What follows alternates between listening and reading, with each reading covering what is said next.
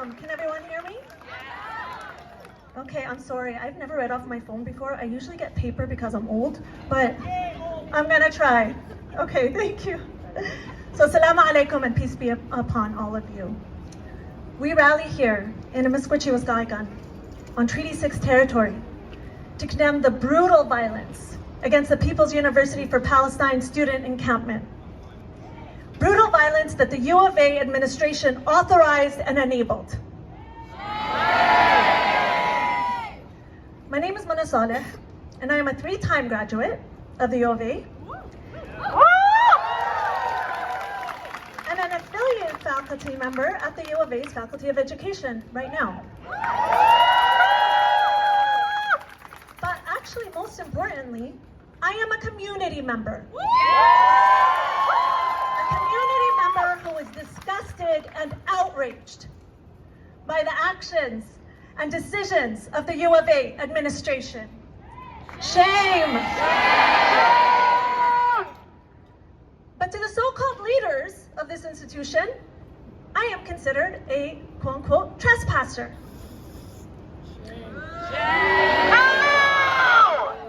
Just like the principal students, faculty, staff, alumni, and community members at the encampment were smeared as trespassers.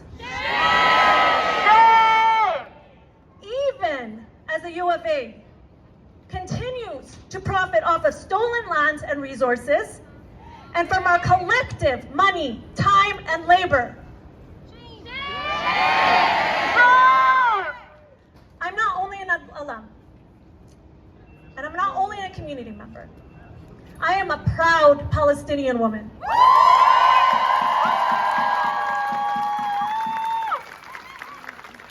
And the daughter and granddaughter of Nakba survivors. Tomorrow is Nakba Day, a day that commemorates 76 years of genocide, ethnic cleansing, displacement, dispossession, and apartheid of over 750,000 Palestinians. 750,000 Palestinians between the years 1947 and 1949 as part of the violent creation of the racist settler colonial Israeli regime. In May of 1948, both sides of my family were ethnically cleansed from Palestine. My grandparents and our entire extended family were violently displaced and dispossessed from our village, a tiny village of Mghar al-Khet in Safa district of northern Palestine. My grandmother, Siti Sharifa, Ali Irhama, was pregnant with my dad when she was shot in the back by Zionist militia during the Nakba. Siti lived with that bullet all of her life. It literally stayed in her back. And she died longing to return home to a free Palestine. Allah Yarhama. And like many other villagers in historic Palestine, Siti did not have access to formal schooling. However, my most profound memories of any kind of education was the lessons that Siti taught me. And the lessons that these students continue to teach us.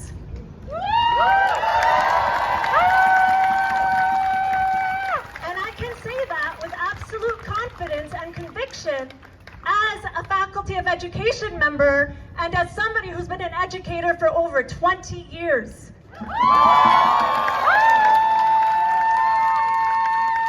Indeed, this institution and its so-called leadership would do well to learn from their students' teaching on being principled, and their lessons on strength, bravery, dignity, wisdom, and on what true care and solidarity looks like in practice.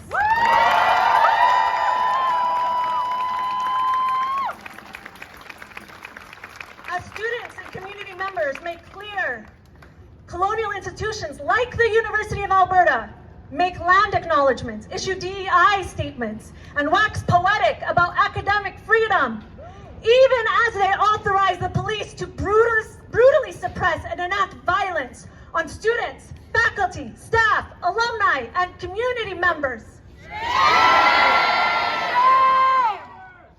Students on these colonized lands and across Turtle Island and the world have been protesting the ongoing genocide of Palestinians in Gaza for over 7 months.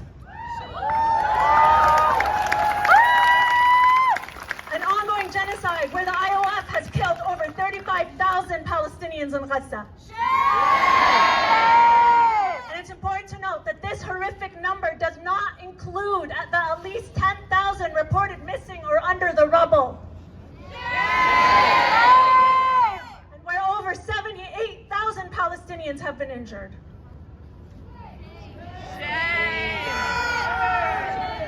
Universities on these colonized lands have not only remained silent about the genocide of Palestinians in Gaza, they continue to actively contribute and profit through their partnerships and investments. And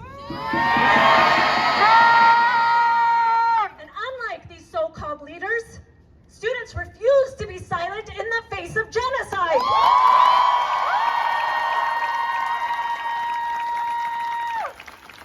I watched with immense respect and pride as they formed the People's University for Palestine encampment. And as they demanded that their institution disclose and divest from institutional and financial investments that to contribute to the occupation and ongoing genocide against Palestinians, that they defend the right of protest by all participants in solidarity encampments on campus, and declare their condemnation of that ongoing genocide. Literally bare minimum stuff. And I visited the encampment last Thursday and Friday and personally witnessed the power and beauty of the encampment that students, faculty, staff, alumni, and community members created. I witnessed the collective care and community and how they welcomed me and everyone who joined them, offering us food and water and introducing themselves to us. I witnessed their dedication to collectively creating liberatory futures and how they created a communal library named after Dr. Munir Fashih and created beautiful art alongside each other.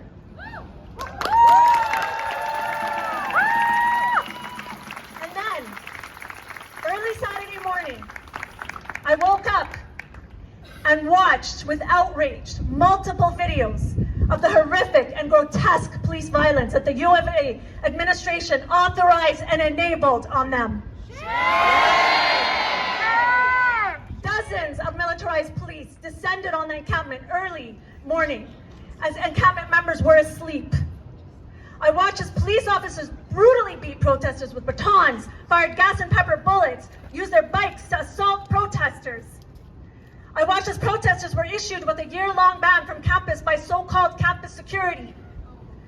And then I watched as brave students and community members remained firm and cared for each other, even as they were brutally assaulted and injured.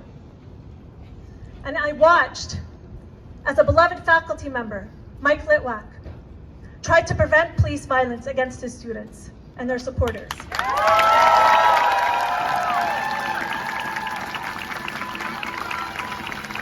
I will never, ever, ever forget Mike's words. He said, quote, "Please, it doesn't have to be like this.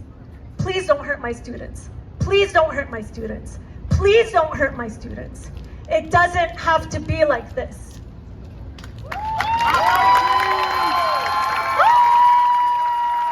And no, it doesn't have to be like this. But this is what the so-called leaders of these institutions have decided it will be like. I will end by echoing the People's University for Palestine demands that the U of A disclose their investments in companies, institutions, and organizations that profit from or contribute to the colonial Israeli apartheid regime and the ongoing genocide of the Palestinian people.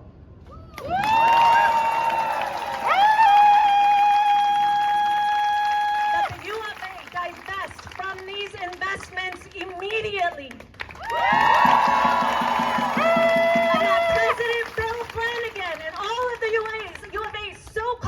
leadership who authorized and enabled police violence against protesters publicly apologize for their actions and resign immediately.